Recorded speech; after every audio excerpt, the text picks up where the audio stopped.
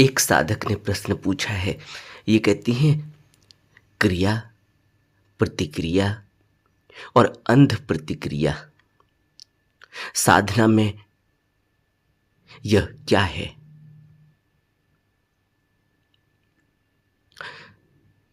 साधना में क्रिया, प्रतिक्रिया और अंध प्रतिक्रिया का बहुत महत्व है। और साधना में ही नहीं, मनोविज्ञान भी हमें क्रिया, प्रतिक्रिया और अंध प्रतिक्रिया के बारे में बहुत विस्तार से समझाता है। क्रिया साधना में उसको कहा जाता है जिसको बुद्ध सम्यक कहते हैं, सम्यक कर्मांत। कोई भी कर्म, कोई भी क्रिया सम्यक रूप से अगर हो तो वह क्रिया है। सम्यक रूप से क्रिया कब होती है? जब हम प्रज्ञा से, विवेक से कोई काम करते हैं। जैसे किसी व्यक्ति ने हमसे कुछ पूछा, किसी ने रास्ते में चलते चलते हमसे रास्ता पूछा, वहां हम विवेक से काम लेते हैं, उसके प्रश्न का जवाब देते हैं। और जवाब जो हम जानते हैं वही देंगे।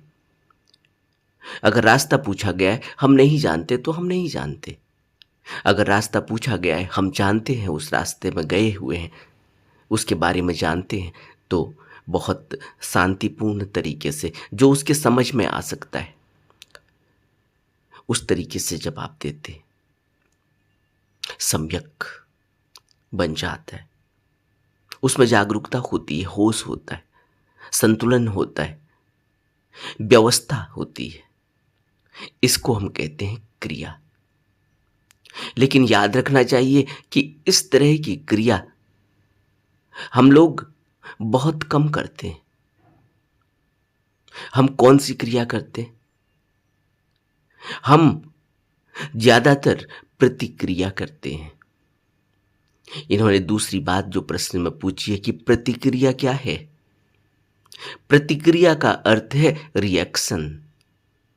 हम सभी एक्शन और रिएक्शन करते हैं। एक्शन क्रिया जो पूरे होश से की गई, प्रतिक्रिया रिएक्शन। किसी ने हमसे कुछ पूछा, हमने रिएक्ट किया। लेकिन रिएक्शन अगर हमारा भाव से आ गया, अगर उसमें भावनाएं आ गई, अगर उसमें हमारा स्वार्थ आ गया, अगर उसमें कहीं ना कहीं कोई एडल्ट्रेशन हो गई, कोई मिलावट हो गई। मिलावट कैसे होती है? किसी ने हमसे रास्ता पूछा, मुझे पता है कि यह आदमी मेरे एक दुश्मन का दोस्त है, और जब मेरी उस दुश्मन से लड़ाई हो रही थी, झगड़ा हो रहा था, वाद विवाद हो रहा था, तब यह उसका साथ दे रहा था। जरा समझना, मन में तुरंत एक बात आती है कि अच्छा, इसने उसका साथ दिया था उस दिन, और आज ये मुझसे फेवर चाहता है, मेरे से रास्ता पूछ रहा है, कुछ और पूछ रहा है। अगर भावना बीच में आ गई, अगर द्वेष बीच में आ गया, तो हम उसको रिएक्ट करेंगे, भावनावश रिएक्ट करेंगे। हो सकता है कि हम उसे रास्ता ना बताएं, हम कह देंगे हमें नहीं पता, जबकि हमें पता है। कारण क्या हुआ? हम भावना में बह गए, हम द्वेष पूर्ण रवैये में आ गए। इसको हम कहते हैं प्रतिक्रिया। प्रतिक्रिया ज्यादातर भावनात्मक होती है, उसमें भावना मिली भी होती है, उसमें स्वार्थ जुड़ा हुआ होता है। इस वजह से प्रतिक्रिया कभी भी पूरा कर्म नहीं बन पाता। प्रतिक्रिया हमें पूरा रिजल्ट नहीं देती। प्रतिक्रिया हमें दुख दे देती है, हम दुख के बीज बो देते हैं। वो दुख के बीज इसी तरह से बोए जाते हैं, वो दुख, वो कर्म इसी तरह से बोए जाते हैं, और फिर उनके कर्मों के परिणाम फिर भुगतने होते, फिर रिएक्शन निकलता है, और फिर एक आदत बन जाती है। कल को फिर हमसे कोई कुछ पूछेगा, हम तुरंत कहेंगे अच्छा ये मेरे भाई का दुश्मन है, इसने मेरे भाई को कभी गाली दी थी, इसने कभी मेरी बहन को छेड़ा था, आज ये मुझसे मेरा फेवर चाहता है। नहीं, नहीं दूंगा। प्रतिक्रिया हो गई, भावना से जुड़ गई, द्वेष से जुड़ गया। और हम सुबह से लेकर शाम तक इसी तरह का कृत्य करते हैं, प्रतिक्रिया वाला। इस क्रिया और प्रतिक्रिया को ही, इस क्रिया को निष्काम कर्म, सम्यक कर्म बुद्धों ने कहा, संतों ने कहा, गुरुओं ने कहा। प्रतिक्रिया को निष्काम नहीं कहा। प्रतिक्रिया हमेशा ही स्वार्थ से जुड़ी हुई होती है और हम सुबह से लेकर शाम तक स्वार्थवशी कृत्य करते हैं, रिएक्शन से ही कृत्य करते हैं, भावनाओं से जुड़कर ही कृत्य करते हैं। हम सेग्रीगेट नहीं कर पाते और यही सेग्रीगेट नहीं करने की वजह से हम में और बुद्ध में फर्क है। यह सेग्रीगेशन न करने की वजह से ही हम में और एक विवेकपूर्ण व्यक्ति में फर्क है। हम आधा अधूरा कृत्य करते हैं, उसके परिणाम आधे अधूरे आते हैं और हमारा जीवन कभी भी पूर्ण नहीं बन पाता। हम कभी भी जिस सुख और आनंद की तलाश में अपने जीवन को चलाना चाहते हैं, अपने कृत्यों को करना चाहते हैं, वह सुख, वह आनंद हमें घटित नहीं हो पाता। हमारा सुख हमारे दुख का कारण बन जाता है, हमारा आनंद हमारे परम दुख का कारण बन जाता है। और क्या है हमारा आनंद जो परम दुख का कारण बन जाता है? हम भावना में आकर काम वासना में लिप्त हो जाते हैं, हम भावना में आकर क्रोध में लिप्त हो जाते हैं, हम भावनाओं में आकर वह कृत्य कर बैठते हैं जो हमें बार बार इस भवबंधन में खींच कर ले आता है। राग है, मोह है, इच्छाएं, तृष्णाएं, वासनाएं हैं। यह सब कुछ ही प्रतिक्रिया का परिणाम होती है। और बुद्धों ने, संतों ने हमें प्रतिक्रिया से हमको रोकने की कोशिश की है, प्रतिक्रिया को हमें समझाने की कोशिश की है, हमें हमारे भावनाओं को समझाने की कोशिश की है, हमें हमारे रिएक्शन को समझाने की कोशिश की है। और हमारा पूरा जीवन रिएक्शन, आज हमारा पूरा जीवन एक ऐसा रिएक्शन बन चुका है, वो अब सिर्फ रिएक्शन ही नहीं हो रह गया है, प्रतिक्रिया ही नहीं रह गई है, बल्कि अंध प्रतिक्रिया हो गई है। आज हम क्रिया को तो भूल गए हैं, आज हम प्रतिक्रिया और अंध प्रतिक्रिया से अपने जीवन को जी रहे हैं। तीसरी बात इन्होंने जो पूछी थी, अंध प्रतिक्रिया। साधना में अंध प्रतिक्रिया वाला व्यक्ति अंधा ही रह जाता है, उसकी कभी आंख नहीं खुल पाती।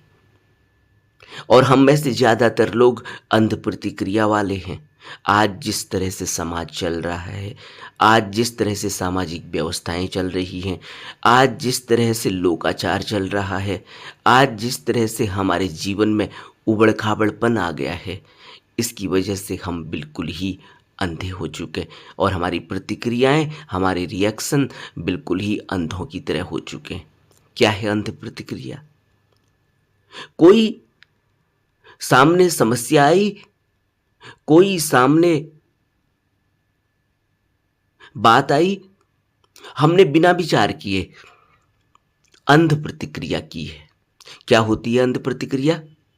आप इस उदाहरण से समझ सकते हैं। आप टेलीविजन पर मैच देख रहे हैं, फुटबॉल का मैच चल रहा है, आज आप फेवर कर रहे हैं कोई टीम को या उस टीम को जिसको आप बहुत अच्छा मानते हैं, जिस कंट्री को आप बहुत अच्छा मानते हैं या जिस कंट्री में आप रह रहे हैं।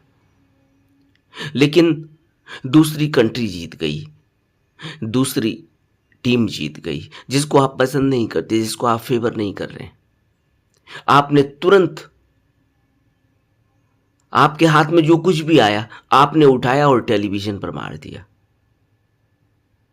अंध प्रतिक्रिया। इस अंध प्रतिक्रिया में क्या हुआ? टेलीविजन टूट गया। इस अंध प्रतिक्रिया में क्या हुआ? आप पागल से हो गए। इस पागलपन को अंध प्रतिक्रिया कहते हैं। एक और उदाहरण से समझते हैं। आप रास्ते पर चल रहे हैं, ड्राइव कर रहे हैं, अचानक कोई व्यक्ति आपके सामने आ गया, आपने ब्रेक मार लिया, गाड़ी रुक गई, आप उतरे और उस आदमी को 4 थप्पड़ मार दिए। उस आदमी ने भी गाड़ी रोकी, किनारे खड़ी करी और आपसे भिड़ गया। और उसके बाद जो मारपीट हुई है उसमें दोनों की हालत खराब हो गई है। पुलिस आ गई, दोनों को पकड़ कर ले गई और आप किसी मैरिज में जा रहे थे या आप किसी अर्जेंट मीटिंग में जा रहे थे और आप अंध प्रतिक्रिया कर बैठे, आप वहां तक नहीं पहुंच पाए। आज दुनिया में रोड रेज कितने बढ़ गए। आज हमारी ही कंट्री में, भारत में कितने रोड रेज बढ़ गए। कारण क्या है? अंध प्रतिक्रिया। और अंध प्रतिक्रिया का उदाहरण देखते हैं। आपके पड़ोस में किसी ने गाड़ी ले ली, आपके पास गाड़ी नहीं है, आपने अंध प्रतिक्रिया की। आपने तुरंत, आप ऑफिस पहुंचे, आपने अपने बैंकर को फोन किया और व्हीकल लोन के बारे में पूछा।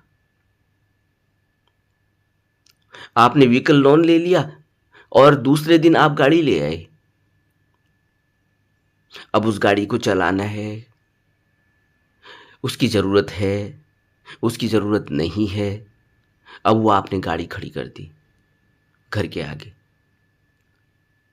अब आप चला रहे हैं, आपसे चल नहीं रही है, या आपने चला भी दी, कुछ दिनों चलाई, फिर घर के आगे खड़ी कर दी। आपके पास गैराज नहीं है, आपके पास गाड़ी को खड़ी करने के लिए पार्किंग नहीं है। अब आप दूसरे की, जहाँ गाड़ी पार्क होती है वहाँ पार्किंग कर रहे हैं। अब आप इंक्रोचमेंट करने लगे। अब कोई पड़ोसी कुत्ता घुमाते हुए ले जाता है और आपके आपके गाड़ी में पेशाब कर दी कुत्ते ने, आप उस पर आग बबूला हो गए, झगड़ा हो गया। एक समस्या जो आपने क्रिएट करी, जरूरत है नहीं है, आपने उसके लिए व्यवस्था की है नहीं की है, आपके पास उतना फाइनेंस था नहीं था, आपने अपने बजट को किस तरह से मैनेज किया क्या नहीं किया, और समस्याएं कितनी खड़ी कर दी। और आपको आवश्यकता नहीं थी, आपने सिर्फ इसलिए क्योंकि पड़ोसी ने ले ली। अच्छा, अब हमें रौब दिखा रहा है, अब बन के चल रहा है। इस तरह की अंध प्रतिक्रियाओं से हम अपना जीवन जीते और हमारा पूरा जीवन इसी तरह से ब्लाइंड रिएक्शन बन जाता है। और आज हम कहां खड़े हैं? अपने जीवन को देखें। अपने जीवन में हम कहां खड़े हैं? हम कौन सी क्रिया कर रहे हैं? एक्शन कर रहे हैं, रिएक्शन कर रहे हैं, या ब्लाइंड रिएक्शन कर रहे हैं? तो हम पाएंगे कि हम ज्यादातर रिएक्शन कर रहे हैं। हम बचा हुआ ब्लाइंड रिएक्शन कर रहे हैं और ज्यादातर लोग ब्लाइंड रिएक्शन करते हैं। आज के समाज में रिएक्शन करते हैं, एक्शन तो कोई बिरला ही कर पाता है। एक्शन करने के लिए तो बहुत शांति चाहिए, एक्शन करने के लिए तो बहुत होश चाहिए, जागरूकता चाहिए। एक्शन करने के लिए विवेक की जागृति चाहिए, सोचने समझने की, तर्क रखने की क्षमता आपके अंदर विकसित होनी चाहिए। यही तो उद्देश्य था पढ़ाई लिखाई का, यही तो उद्देश्य था सत्संगत का, यही तो उद्देश्य था संघ का, यही तो उद्देश्य था सत्संग का, उपदेशों का। यही तो धम्म श्रवण का उद्देश्य था। यही तो सत्पुरुष की संगति थी कि सत्पुरुष की संगति में, किसी आर्यजन की संगति में, किसी सतगुरु की संगति में हम बैठें और यह समझें कि किस तरह से एक्शन किया जाता है, कैसे एक गुरु अपने इतने बड़े सिस्टम को रन करता है, किस तरह से मैनेज करता है, किस तरह से आध्यात्मिक खुशबू उस पूरे वातावरण में होती है। किस तरह से इतनी सेवा, इतनी सत्संग की व्यवस्थाएं, इतने संघ, इतना प्रचार, इतना फैलाव, इतनी सामाजिक व्यवस्थाएं, सामाजिक सेवाएं चलती हैं जिसमें बिल्कुल भी स्वार्थ नहीं है। जहां स्वार्थ चलता है मैं उसकी बात नहीं कर रहा, मैं तो खालिस सोने की बात कर रहा हूं। कैसे होता होगा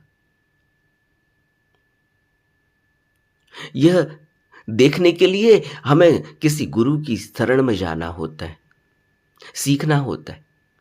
यह करने के लिए, क्रिया करने के लिए हमें किसी गुरु की शरण में जाना होता है, संगत, सत्संग का हिस्सा बनना होता है।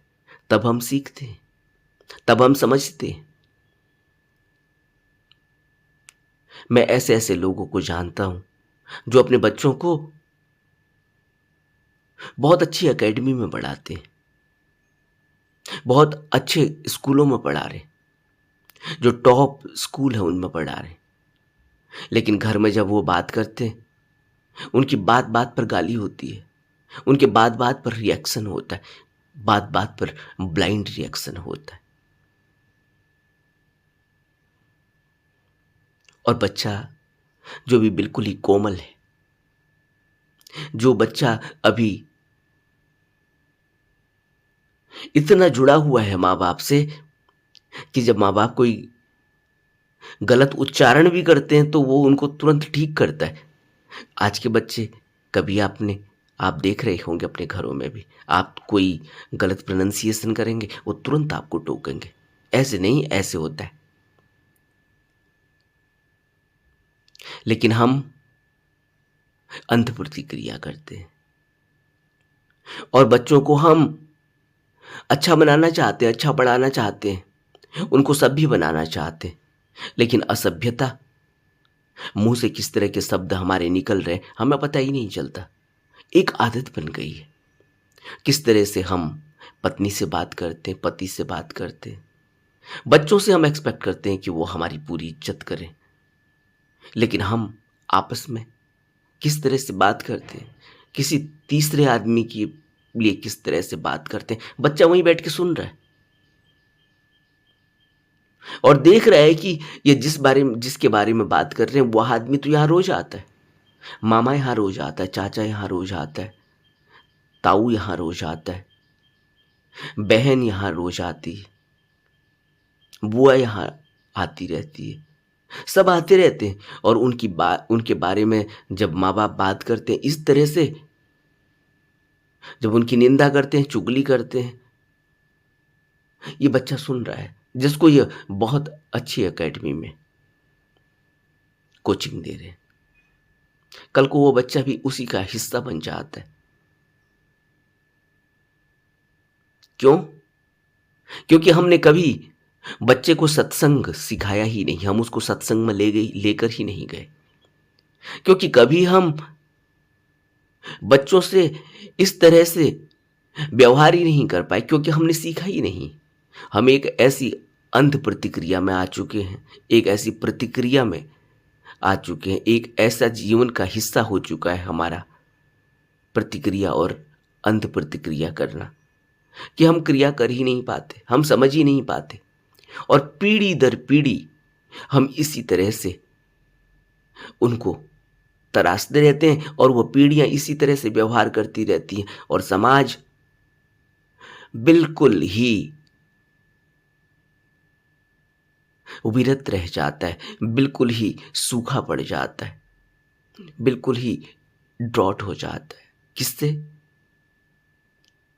साधना से। किससे? सत्संग से। किससे? धम्म से। और समाज में प्रतिक्रिया और अंध प्रतिक्रिया रह जाती है। ये किसने दी? हम इसका हिस्सा हैं, क्योंकि हमसे ये बच्चे जुड़े हुए हैं। कल को इन्होंने समाज का मुख्य हिस्सा बनना है, लेकिन हमने इनको जो पाठ पढ़ाए हैं, हमने इनको जो संस्कार दिए हैं, वो ऐसे नहीं है। उनमें कहीं भी सत्संग नहीं है, कहीं भी गुरु की संगत नहीं है, उनमें कहीं भी उपदेशों का जरा भी असर नहीं है। और हम बड़े सीना तान कर कहते हैं कि हम तो सत्संगी हैं, हम तो बुद्ध को मानते हैं, हम तो इस संत को मानते हैं, हम तो इस गुरु को मानते हैं, हम तो इस भगवान को मानते हैं। लेकिन हमारे जीवन में कहीं भी उन शिक्षाओं की भनक नहीं है। ऐसे हम इस समाज का निर्माण करते हैं और हम यह सोचते हैं कि समाज का निर्माण हम थोड़ी कर रहे हैं, समाज का निर्माण तो राजनेता करेंगे, समाज का निर्माण तो हमारा लोकतांत्रिक व्यवस्था से होता है, समाज का निर्माण नहीं, समाज का निर्माण हमसे होता है। हम एक बच्चे को पैदा करके परवरिश कर रहे हैं तो हम एक समाज का हिस्सा बन रहे हैं, हम समाज में उन मूल्यों को फैला रहे हैं जो हमारे पास हैं। और हमारे पास क्या मूल्य हैं, क्या वैल्यूज और क्या वर्च्यूज हम देते हैं, कभी हमने सोचा? हम नहीं सोच पाए, क्योंकि क्रिया हमारे जीवन में है ही नहीं। हमारे जीवन में प्रतिक्रिया है, हमारे जीवन में अंध प्रतिक्रिया है। इस तरह से समाज दूषित हो जाता है, हम उसका हिस्सा होते हैं, उस दूषित का होने का कारण होते हैं, लेकिन हम मानते नहीं, क्योंकि हमारा अहंकार, हमारी आइडेंटिटी, हमारा आत्मभाव हमारा पीछा नहीं छोड़ता और वो कहता है अच्छा मैं समाज को दूषित कर रहा हूं। ऐसे ये समाज चलता है, हम उसका हिस्सा होते हैं, लेकिन हम ये स्वीकार नहीं करते कि हम उसका हिस्सा हैं। यह तो स्वीकार करते हैं कि हम समाज का हिस्सा हैं, लेकिन यह स्वीकार नहीं करते कि यह समाज हमसे ही बनता है। और हम सब धार्मिक हैं, धर्म की बातें, धर्म की चर्चाएं टेलीविजन पर करनी हो, मोबाइल पर सोशल मीडिया में करनी हो, घर में करनी हो, किसी और के घर में जाकर करनी हो, मंदिर मस्जिदों में जाकर करनी हो, तो हम खूब करते हैं, लेकिन वैल्यूज कभी हमारे अंदर आ नहीं पाए। और उसका प्रभाव हम एक ऐसे समाज का निर्माण कर पाते हैं, करते हैं, जो हमें लड़ना भिड़ना सिखाता है, जो हमें अंध प्रतिक्रिया सिखाता है, जो हमें प्रतिक्रिया सिखाता है, और धीरे धीरे हम पूरे समाज को दूषित कर देते हैं। अगर हम साधना कर रहे हैं, क्रिया प्रतिक्रिया और अंध प्रतिक्रिया को नहीं समझ पाए, तो हमारे जीवन में आशा की किरण नहीं, निराशा की ही किरण रह जाएगी। हमें क्रिया को समझना होगा, हमें अपनी क्रिया को देखना होगा, हमें जागरूक होकर, संतोषी होकर, शांतिपूर्ण तरीके से क्रिया पर ध्यान देना होगा। हमें अपने विवेक और अपनी प्रज्ञा का पूरा इस्तेमाल करना होगा, तब हम क्रिया कर पाएंगे। और अगर हम प्रतिक्रिया और अंध प्रतिक्रिया में ही उलझे रहे, तो हम कभी साधना नहीं कर पाएंगे। और यही बड़े प्रश्न पूछे गए हैं कि गुस्सा बहुत आता है, कोई कंट्रोल नहीं। यही बहुत प्रश्न पूछे गए हैं कि द्वेष बहुत है, यही बहुत प्रश्न पूछे गए हैं कि काम वासना बहुत है, यही बहुत प्रश्न पूछे गए हैं कि जैसे ही साधना करते हैं वैसे ही मन भाग जाता है। यह सब क्यों होता है? इसलिए यह जो प्रश्न पूछा गया, यह बहुत ही महत्वपूर्ण प्रश्न है उन लोगों के लिए जो साधक हैं, साधना कर रहे हैं, उन लोगों के लिए जो जिज्ञासु हैं, साधना करने की उत्सुकता रखते हैं, इच्छा रखते हैं, उन लोगों के लिए जो एक बेहतर समाज का निर्माण करने में अपना योगदान देना चाहते हैं, उन लोगों के लिए यह बहुत महत्वपूर्ण प्रश्न है। इस पर गहरे में विचार करना चाहिए। और अगर साधना है करनी है, साधक बनना है, अगर अपने जीवन को इस भवबंधन से आजाद कराना है, तो हमें अपनी तरफ देखना होगा। और साधक ही अपनी तरफ देख पाता है, संसारी अपनी तरफ नहीं देख पाता। संसारी तो संसार की तरफ देखता है। उसका तो मुख्य उद्देश्य ही यही है कि वो यह देखे कि संसार में क्या चल रहा है, कैसे पैसे कमाए जा सकते हैं, कैसे रिश्तों से अपना स्वार्थ सिद्ध किया जा सकता है। तो संसारी व्यक्ति तो इस तरह के कृत्यों में उलझा और फंसा रहता है, ऐसे ही उसकी मृत्यु हो जाती है और वो फिर बार बार पैदा और मरता रहता है। इसी को भवबंधन कहते हैं। लेकिन जब हम साधक बन गए, जब हमने यह सोचा कि अब हम एक अच्छे समाज की नींव तो रखेंगे ही रखेंगे, साथ में अपनी आध्यात्मिक नींव भी रखेंगे, आगे भी बढ़ेंगे और उस मुकाम तक पहुंचेंगे, उस उद्देश्य को पाकर रहेंगे जो हमें बुद्धों ने दिया है, जो हमें गुरुओं ने दिया है। उस व्यक्ति को फिर बहुत ही सचेत हो जाना चाहिए। नमो बुद्धाय।